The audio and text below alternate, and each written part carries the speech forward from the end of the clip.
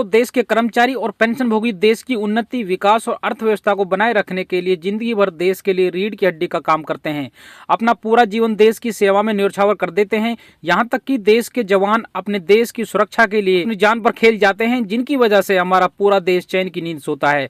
मगर दुख की बात यह है कि फिर भी कर्मचारी और पेंशन धारकों को समय पर उनका हक नहीं मिलता है। देश भर के लाखों पेंशन धारकों की हमेशा से यही मांग रही है कि उन्हें उनका सम्मानजनक हक मिले, उनकी पेंशन में समय समय पर संशोधन हो, ताकि वो अपना जीवन यापन अच्छी तरह से व्यतीत कर सकें।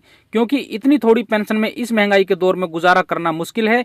इसी को लेकर कई बार पेंशनभोगी मंच के साथ सरकार की बैठकें भी हो चुकी हैं, धरना प्रदर्शन भी किए जा चुके हैं। अब केंद्रीय कर्मचारी और पेंशन धारकों की नजरें 8वें वेतन आयोग पर टिकी हुई हैं। इससे पहले आप सभी से रिक्वेस्ट है कि वीडियो को लाइक करके चैनल को सब्सक्राइब कर दिया करें, ताकि इसी तरह से मेहनत करके आपको लेटेस्ट अपडेट देते रहें। जैसे जैसे 8वां पे कमीशन आ रहा है, वैसे वैसे कर्मचारी और पेंशन धारकों में गर्मा गर्मी का माहौल बना हुआ है। और बने भी क्यों नहीं, वेतन पेंशन जो बढ़ने वाला है। वेतन आयोग हर 10 साल में आता है, जो केंद्रीय कर्मचारी, राज्य कर्मचारी और पेंशनभोगियों के लिए ढेर सारी खुशियां लेकर आता है।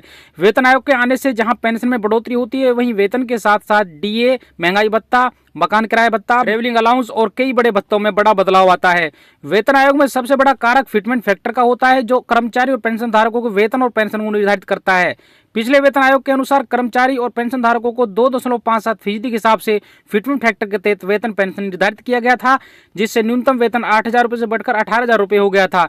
इस बार कर्मचारियों की नजरें खासकर फिटमेंट फैक्टर पर टिकी हुई है और यही मांग चली आ रही है कि फिटमेंट फैक्टर 2.86 से लेकर 3.00% के बीच हो, ताकि वेतन और पेंशन में अच्छा संशोधन, अच्छी बढ़ोतरी हो सके। इसी को लेकर गुड न्यूज आ रही है। केंद्रीय कर्मचारियों की मांग अनुसार केंद्र सरकार फिटमेंट फैक्टर की बढ़ोतरी कर सकती है, लेकिन उससे पहले हम आपको बता दें कि वेतन आयोग के लिए कमेटी गठित कर दी गई है और कमेटी के लिए 18 महीने का समय दिया गया है। मगर सबसे जरूरी बात यह है कि वैसे तो वेतन आयोग 1 जनवरी 2026 से प्रभावी है, मगर 18 महीने के बाद लागू होगा तो क्या 18 महीने का एरियर दिया जाएगा, इस बारे में अभी तक कोई भी आधिकारिक सूचना नहीं है। उम्मीद ये लगाई जा रही है कि कर्मचारियों को उसका पिछला बकाया एरियर दिया जाएगा। अगर ऐसा होता है तो कर्मचारियों के लिए एक सोने पर सुहागा होगा।